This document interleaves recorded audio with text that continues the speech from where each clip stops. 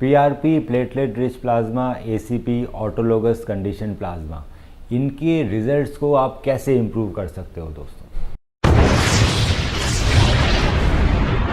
मेरा नाम डॉक्टर मनु बोरा, मैं एक ऑर्थोपेडिक सर्जन और आर्थ्रोस्कोपिक एक्सपर्ट हूँ Nexus day surgery centre Mumbai.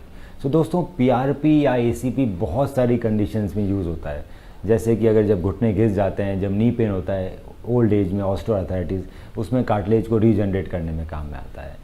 अगर आपके टेंडेंस या लिगामेंट्स के अंदर पार्शियल टियर है, जैसे एसीएल पार्शियल टियर है, तो उसकी हीलिंग में पीआरपी काम में आता है बिना सर्जरी के। आपके शोल्डर के अंदर सुप्रास्पाइनेटस का पार्शियल टियर है, तो वहाँ भी पीआरपी काम में आता है, ताकि आपको बिना सर्जरी के हम ठीक कर पाएँ।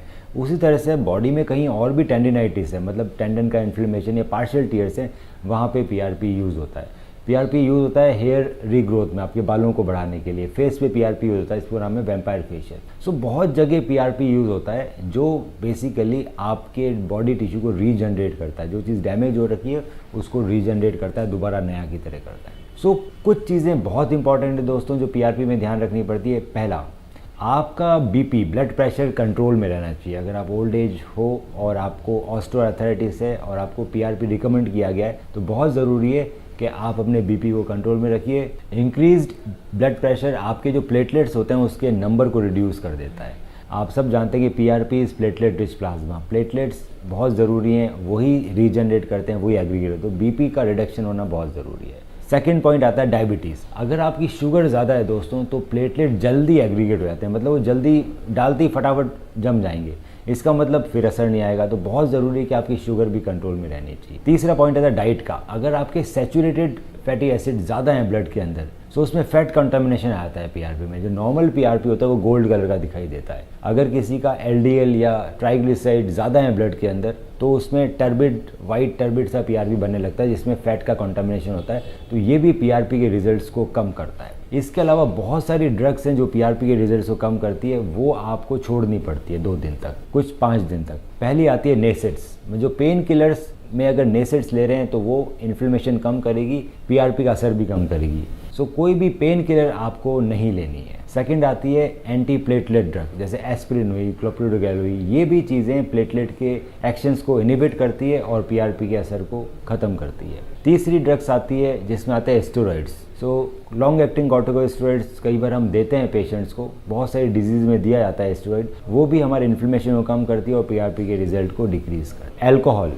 अल्कोहल आपके पीआरपी के रिजल्ट को कम करेगा। सिगरेट कहीं भी अगर हीलिंग हो रही होगी बॉडी में, तो सिगरेट उसको रिड्यूस करती है। सो सिगरेट भी बिल्कुल अवॉइड करनी चाहिए। हीट एंड कोल्ड, आपको पीआरपी इंजेक्शन के बाद गर्म पानी या ठंडे पानी या आइस पैक्स नहीं करने कम से कम 2 दिन तक। ये सभी चीज़ें हमारी अगर हम फॉलो करते हैं तो हमारे पीआरपी के रिजल्ट बहुत अच्छे आते हैं। बहुत बड़ा फैक्टर है दोस्तों इसके अलावा कि आखिर किस डोज की पीआरपी लगनी चाहिए। तो हर कंडीशन के लिए डोजेज अलग अलग रहती है। Quantity of PRP, quality of PRP भी बहुत इंपॉर्टेंट है। दूसरा, जब भी हम पीआरपी से नए कार्टिलेज सेल्स को रीजनरेट कर रहे हैं, तो नए सेल्स के भी डैमेज होने के चांसेस बहुत हाई रहते हैं। अगर हम लिगामेंट या टेंडन को रीजनरेट कर रहे हैं, वो नए हैं, अभी कच्चे हैं, उनके भी डैमेज होने के चांसेस बहुत हाई रहते हैं। सो कुछ एक तरह के पर्टिकुलर स्लीव्स या ब्रेसेस पहनाए जाते हैं ताकि आपके नए सेल्स बचे रहें। तो बहुत ज़रूरी है कि पीआरपी के बाद आप कुछ पर्टिकुलर तरह के स्लीव्स या ब्रेसेस पहने, डिपेंडिंग अपॉन आपकी कौन सी इंजरी है। इसके अलावा एक्सरसाइजेस का बहुत बड़ा रोल है। पीआरपी इंजेक्शन के बाद आपको रेगुलर फिजियोथेरेपी करनी पड़ती है। अगर आप एक्सरसाइजेस करके अपने मसल्स को